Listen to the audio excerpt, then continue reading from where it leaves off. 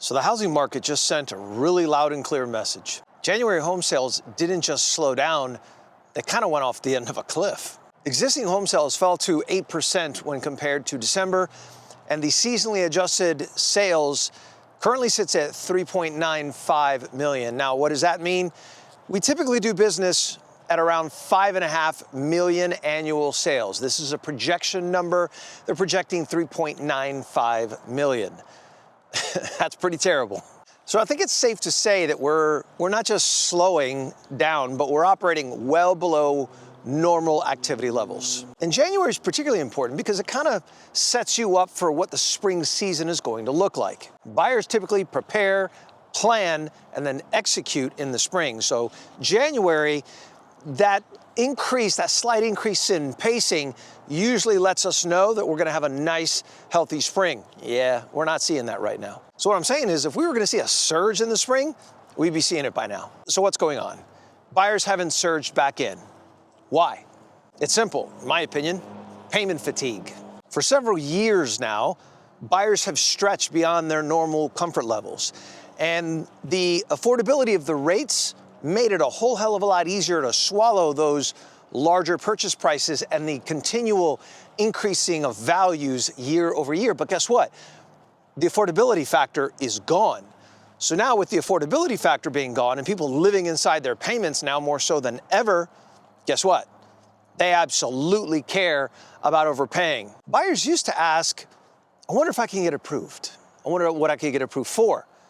Now they're asking, do I want to live with that monthly payment every single month? That psychological change manipulates a market more than interest rates ever could. Now, another reason for this phenomenon is home sellers are absolutely stuck. Millions of homeowners have rates in the 2s and 3s. If they sell just laterally, meaning they sell a $800,000 house and buy an $800,000 house, that payment damn near doubles.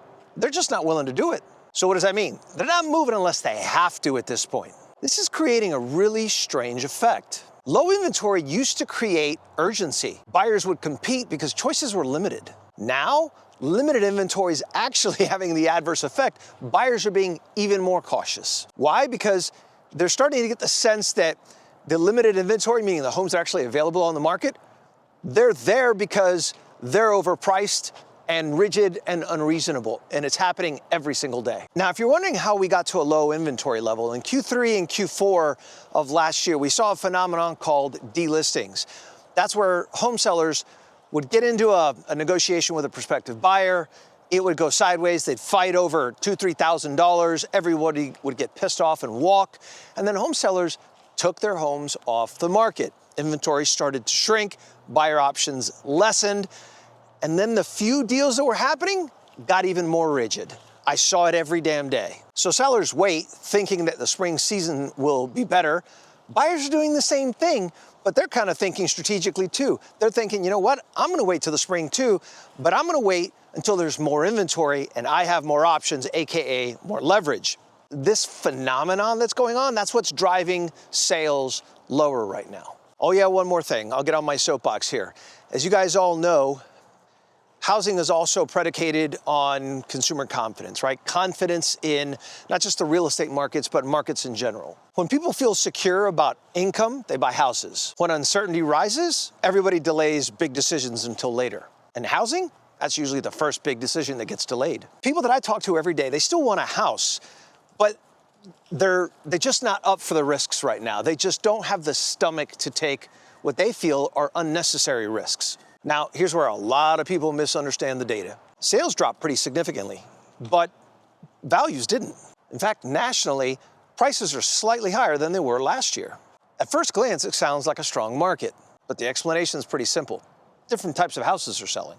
Higher-end homes continue moving more consistently. Many of those buyers are using cash, equity from their home. They're putting a large sum of money down, and the interest rate just doesn't matter to them as much as where more of the middle buying bracket sits. They're definitely more interest rate sensitive. And that's why entry-level and mid-level buyer activity typically slows the most significantly in times like this. And boy, is this especially true in the state of Florida right now. Florida has retirees, a ton of relocation buyers, and a lot of second home buyers too.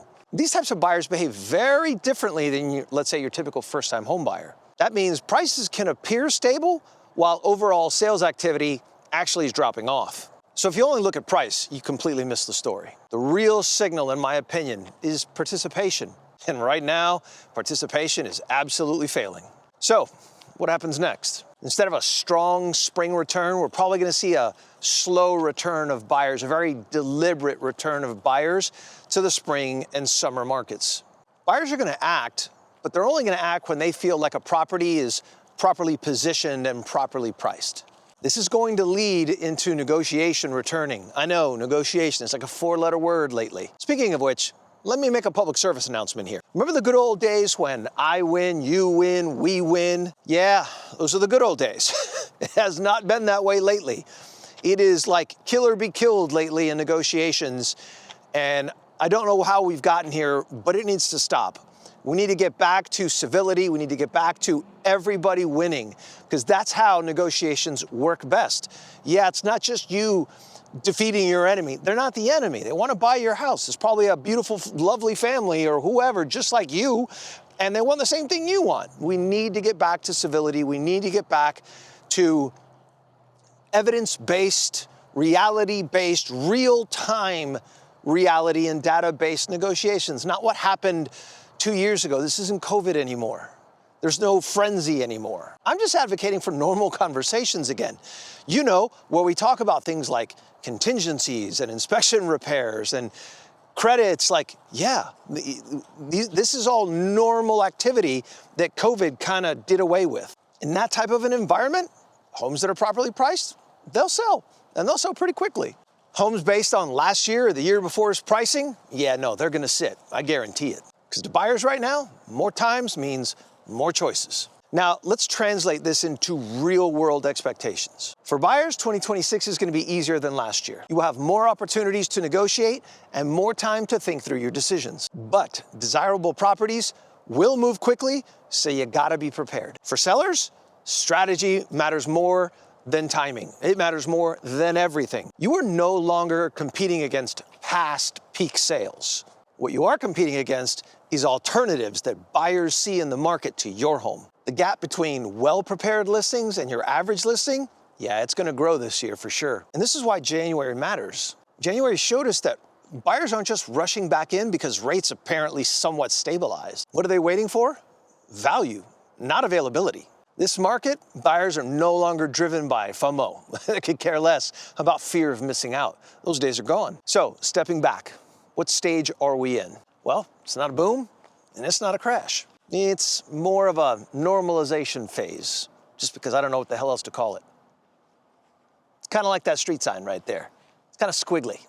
As you guys know, housing for years was driven on speed. Buyers chased whatever existed. To give you a visual reference, if you've ever gone offshore fishing for mahi-mahi, those suckers, when they're hungry, they'll eat anything. Hell, I could throw my sock in there and they'd eat it. That's what buyers were like previously. And sellers, they still think the feeding frenzy is still like that. No, they're not eating socks no more. Now buyers are evaluating what makes sense. And that reduces sales even when things appear stable. And going back to my earlier reference, the fish are now swimming up to the bait and they're smelling it. They're looking to see, is it fresh? Is it moving? They're really investigating before they take a bite. It's no longer a feeding frenzy. And again, January just confirmed that transition. The 2026 market will reward preparation more than timing, pricing accuracy more than optimism. Let me translate this for my sellers out there. Listen, your bait better look good, it better be sexy, it better be juicy, it better be delicious, it better smell good, or they're just gonna swim right on by. And do me a favor, when you actually get a bite, I know I'm getting metaphorical here, when you get a bite, man, don't overpower the situation. Don't feel like you gotta crank them in and drag them into the boat. No, you need to let that fish almost tire itself out. Think of it this way, a good negotiation strategy, like fishing, like my metaphors here, you reel in the fish as fast as it'll let you. If it pulls hard away, you ease up. If it kind of gives in a little bit, you reel faster. But you don't overpower the situation just because you feel like you can. those days are gone. Again, the art form of negotiation just has to come back in 2026 because we are no longer in a feeding frenzy. The more everyone understands the reality of our new dynamic, the more successful everybody's going to be. Before I make my final public service announcement here, I got to ask you, have any of you guys been in a situation lately buying and selling and you lost a deal over a few $1,000s? How did that feel? Do me a favor, let me know in the comments. I've been seeing it a lot lately, and it's really affecting people. You've got families who are out there, they're having babies, they're needing to move, they're needing to get closer to grandkids. These things aren't just, oh, well, we didn't get it. No, these things take emotional tolls on people. I'm curious, have you been through one here recently, and how did it impact you? Let me know in the comments. Now back to my PSA. Sellers, I already told you, your bait better be sexy. You better make sure it's juicy and fresh. But you buyers out there, I got a message for you too. Listen, do me a favor. If you're gonna be in the market, you need to pursue a home in earnest. And what I mean is, if you like a house and you go after it, be dedicated to the process. Don't just go after it and then as soon as you get that contract, you're immediately house hunting for other options. And if you find a better option, then you drop that deal and put that seller in a bad situation. All that does is take that seller and piss them off. And now that seller is going to be even harder on the next set of buyers. And it's going to be a cascading effect that's just going to get projected on all the next set of buyers that walk through the door. Think of it like dating.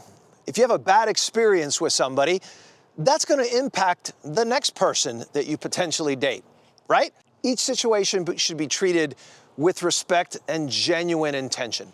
If it doesn't work out, it doesn't work out. But you should be going into it with good intention.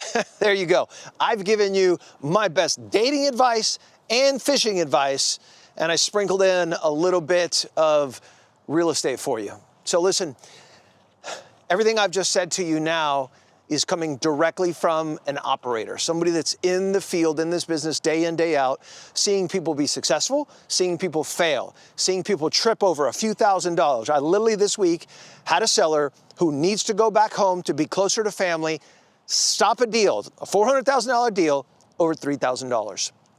Cash buyer, quick close. And I did everything I could to talk them out of it, but they just weren't having it. Why? Because they just feel like they can get away with it. And the truth of the matter is, you can't. And I told them that. And hopefully they listen. Hopefully you guys listen. Listen, I know everyone has their own experiences. I'm just sharing you what I'm seeing, because if I can share with you and maybe help some of you guys be a little bit more successful, maybe things will get a little bit better and we'll slowly start making our way out of this mess that we find ourselves in. So listen, do me a favor. If you got some value out of my fishing metaphors and my dating metaphors, do me a favor. Give your boy a subscribe and a like. And to my buddy here, what do you think about this hot mess that we're in? What do you think? Should everybody be a little bit more civil? Yeah, he thinks that do it the right way and you'll be successful, right? Thanks so much for watching. Listen, hope to see you on the next one. Stay tuned, seriously, no joke. If you've watched this far, like and subscribe. I'm gonna stay on top of this for you guys. I'm gonna share real world insights so that you guys are more successful, because hey, that's the mic. If you're more successful, I'm more successful, we're more successful. Remember? You win, I win, we win. See you.